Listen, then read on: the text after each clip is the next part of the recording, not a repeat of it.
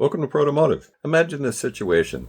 You've just finished your build on your 996 or 997.1 turbo. You've finished breaking it in. You're out driving around. You're getting ready for a boost run. Somebody pulls up beside you. They jump on it. You jump on it. It comes up, hits about 4,000 RPMs, just goes, what? Goes nowhere. Why is this? What could it be? You take it back to the shop. They look at the car. Everything looks perfect. It diagnoses perfectly. All your diagnostics say there's no issues. Computer says there's nothing wrong. I've gotten many calls on this. And the 4,000 RPMs hang has to do with your intake lifters. Multiple things that could be causing this issue. The primary one is a very simple one, but can be a little costly if they've made the mistake. Let's go over some of the other functions of the lifter. Let's take a look at what they are, how they work, how they function, how the oil channels and whatnot work in the cam housings, and what to do to fix this issue. We'll continue on the other side. So in the introduction, I mentioned no errors in the computer, but these little boogers can have problems or create a range of issues that will range anywhere from no errors that really confuse your techs or yourself in diagnostics to random errors, random misfires, or consistent misfires that are telling you it's a misfire but not leading you straight to the problem, to, again, no misfires. So how can they do this? Well, let's start out with a little bit of functionality of what these things are. And why the heck does this camshaft have all these lobes? I mean, this is one bank of the camshaft for 3 cylinders, and it has 18 lobes. Why in God's name would this thing have 18 lobes? Well, if you look down here, going into the... Let's put it the right way. When we set it here, you can see each lifter that would be down inside here is going to be contacted by 3 lobes. You can see the contact surface on the lifter, but it has 2 high and 1 low. Well, this little magic lifter has the ability to either run on the low lobe or run on the high lobes using this little port, applying pressure to it, locks a pin in, jams this thing together, and when it's jammed together, it will be pushed by the high lobes. When there's no pressure here, the high lobes can collapse, and it's actuating the valve. Yes, the valve would be pushing here. So this low lift lobe, which on a 996 is only 3 millimeters, 997 turbo is 4 millimeters lift. So they changed that around a little bit. But again, the thing will go from low lift actuation to high lift actuation with the ability of just putting a little pressure there. That pressure comes from this little port down inside here. It comes from this channel that comes from this hole that is actuated by this solenoid. So we've got a kind of a complex thing going on here. This has nothing to do with the cam advance, nothing to do with pinning cams. This is high lift and low lift we're talking about here. So let's back off a little bit and look at what this thing is.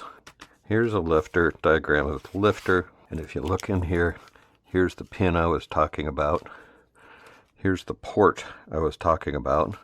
So you get oil going in that port, which fills this channel, goes around here, which pushes on this pin, pushes it in. When it locks it in, it's in high lift mode. When you relieve the pressure, it bleeds out of that hole, and this goes this way into low lift mode. So this little magic pin here going between this is either locked or unlocked, which allows this piston here in the center to be either actuated by the low lift lobe or the high lift lobe. This is an example of it in low lift mode. You can see the lifter itself is collapsing. The lobes are pushing on the lifter, collapsing the lifter, but the low lift lobe is pushing on the valve. This is high lift mode. See the gap in there? Now all of a sudden the thing has gone from 4mm lift, or 3 on a 996 turbo, to these things are like 10 plus millimeters lift. So with that little pin pushed in, it connects the dots between the outer and the inner piston and pushes the whole assembly down. So you go from low lift to high lift with a little bit of pressure. That all happens here. Here is the solenoid. The solenoid gets its pressure from the system, which flows, sitting on a bump, flows in here, flows in here, flows in here. Depending on the solenoid position, it either drains it back into the oil, or it goes here to the camshafts, to the lifters on the camshafts. Sorry, I followed the path wrong. It gets here anyway. It goes here. Why is number 17 in this picture? That's lubrication. Lifter, lifter, lifter, and disappears. Oh well, something's funky with this diagram. That's supposed to be the lift solenoid. Something's funky in this diagram. I think this is supposed to be connected here. Anyhow, diagram aside. So, basic functionality of the lifter, what's going on there. So let's start with the first problem. I don't know if you can see it. There is a part number here, 996-235-25. Make sure this sucker ends in a 25. If it's an earlier number, it'll be a 996 turbo early lifter. They superseded it to a 25. All the 997 turbos had a 25. The earlier lifters, this pin, which is this, which seals this channel. So this little pin, what happens is this pin is loose on a 996 turbo. It comes out, and when it comes out, it starts damaging the housing here. It'll score a line in the housing. Sometimes you're lucky, it'll just machine a channel in the housing and not cause any ill effects. You'll pull it apart and it'll look like it was actually machined that way. But most of them, the pin will come out, it'll stick the thing in the bore, the valve will get stuck open, the valve meets the piston, it's not a happy get-together, and you've got a destroyed engine. So make sure you supersede these suckers to the 25 extension from the 997 turbos. That will be a mechanical fire. Sometimes you'll be lucky enough, the diagnostics will give you a misfire code, P0300 random misfire, P0301, 02, 03, 04, 05, 06. Depending on which cylinder, you can identify the cylinder or the bank, take care of it, but typically when it's damaged the housing, you need to replace the housing and all the lifters. So be careful of that one, because that one's devastating. It's not just a diagnostic code. Next problem, the solenoid has this little spring on it. This guy fits down in the cam housing. The spring hangs out of the backside, and the spring pushes up against the gasket on the cylinder head. And sometimes when you take these things apart, the spring will stay stuck to the gasket, or the spring will fall off. And you don't notice it. Somebody puts it back in. Now check this out. The thing, that is the return spring. So without the return spring, this little guy has no return. So it will just float randomly between low lift and high lift position. So then you may get an error, you may not get an error. Most probably it'll be on a single bank. So you'll get a misfire on PO301, 02, 03 on bank 1, or PO304, 05, 06 on bank 2, depending on which one the spring is missing. And it's just random as to where this thing is going to go ahead and land. When it's actuated, it pushes this down up against the spring. So when it's actuated, even without the spring, high lift will work correctly. Low lift won't. So your problem or your diagnostics is always going to be giving you issues at idle and light throttle. As soon as you throttle in, it's going to go to high lift mode. It's going to close the port. It's going to put the valves in high lift. Everything will be fine in high lift. Alternatively, the bracket is yet another issue. This bracket, sorry, was that wired this way, holds it down. On a 996 turbo, I haven't seen it on a 997 turbo so much, this bracket will crack right through here.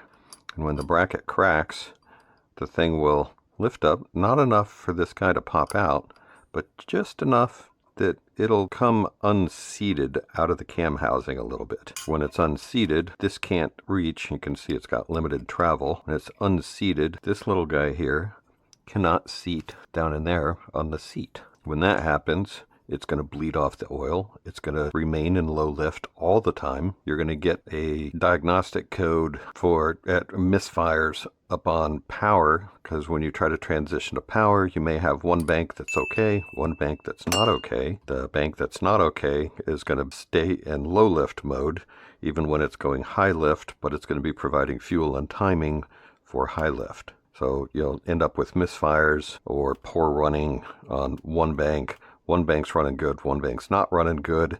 You can usually see that in your diagnostics or in your data logs, actually. In your data logs, you're going to see the bank that's staying in low lift is going to pull a ton of fuel out. It'll probably just be pegged at 0.75, pulling all the fuel out it can. So look for that in your data logs, and you can identify it down to either misfires being pulled up on that specific bank, and that can be this, the bracket on here. Now, back to the initial one that we spoke about on the intro. We were talking about this 4,000 RPM mystery issue where the engine just goes bleh, it just goes flat. What's happening there is this magic little gasket has been installed the wrong way. This tiny little hole right here makes all the difference in the world.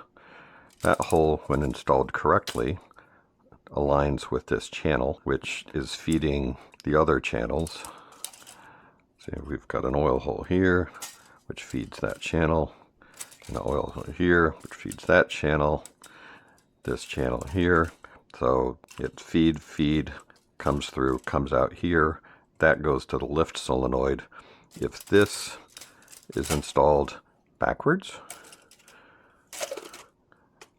now this is going to this channel, but on the cam housing, there's a blank there, so it goes nowhere, and this no longer feeds anything. So the lift solenoid can't get any oil. When the lift solenoid can't get any oil, it can't move to high lift, so you're stuck in low lift. And when stuck in low lift, there's not enough airflow to push the engine over 4,000 RPMs. Wide open throttle, boost, whatever, it's not even enough airflow to create boost. Or you'll get very minimal boost. So simple stupid is, this one happens to be an L-ring, put the OEM gasket part number up and out. But you can also make a mistake of putting the wrong gasket on the wrong side. Not only flipping the gasket, but the gaskets look nearly identical.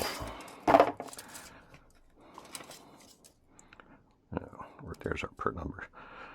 Okay, initial look on these guys, they look identical, but this hole and this hole. So you could, in theory, put the wrong gasket on the wrong way, on the wrong side, and end up with the hole in the correct location, but the embossed areas are going to be incorrect. The manual doesn't help you much there, and it's no wonder there's so much confusion there. The manual says, place the camshaft housing in position. Carefully put the camshaft housing on in a straight line. When doing so, make sure that the flat-based tappet guides are not damaged. I just read the wrong one. Replace seals. Replace the seals between the chain box camshaft housing and the cylinder head / camshaft housing seal. The embossed recesses in the seal must face the cylinder head. They're referring to these. The embossed recesses must face, well, these are recessed, so if you follow the directions, it sounds like this should go that way. Well, no, we flip it over. Those are recessed too. So the embossed recesses isn't a real good clue, so it's no wonder this accident happens so often. So there is a left and a right, there is an up and a down, there is an inside and an out. So now we have 3 different ways you could get this potentially wrong, times 2 gaskets. Now we got 6 ways, combinations and permutations. I don't know, somebody figure that one out, but there's a lot of potential errors going on here, and that will not flag an error code. That will merely rev up, hit 4,000 RPMs, and go absolutely nowhere. Now, none of these issues exist on the exhaust side. The exhaust side is a much simpler lifter. It's just a hydraulic lifter, or hydraulic tappet. You can see we've got a whole lot less lobes going on here. We've got a single lobe per lifter, so there's no high lift or low lift. And on these cars, there's no advance or anything. So the exhaust side is quite a simple thing by comparison to the intake side. So we have potential 4 issues there. The gasket flipped, the superseded lifters, the bracket, and the spring missing, or potentially a bad solenoid will cause similar issues. And all these issues will give either a variety of misfire codes. The only way that DME can diagnose the lift situation is with misfires. So a lot of times the manual will say coincident with the lifter code, or the lifter solenoid code, will be misfire codes, or vice versa. It's using misfires and when it happens to diagnose the issue, because it can't directly diagnose the lifters, because it's all purely hydraulic. It's not electromechanical outside of the solenoid, but the hydraulic, or the lifter itself, there's no sensors on it for high lift or low lift, so it just uses misfire codes. So use your misfire codes, use them logically. Is it bank to bank? Is it low speed? Is it light throttle? Is it idle? Is it above 4,000? Is it below 4,000? When does it occur? Low lift, high lift. Using all those diagnostics and data logs, you can diagnose it down to lifter issues, intake lifter issues, solenoid spring problems, gaskets on backwards, or the superseded lifter issue, which is going to cause a single cylinder misfire. So hopefully this helps you guys, and be very successful in your next build. Don't make that error. Feel free to bring it up to your engine builder. Say, hey, Protomotive made a great video on this while you're building the engine. Go ahead and check this out. Let's make sure we get that done right, because all it's going to do is cost you more money if you've brought it to a shop and they've got to tear the engine back down again to fix this error. So hopefully not, and everybody has a good, successful build. So have a great day, and thanks for watching.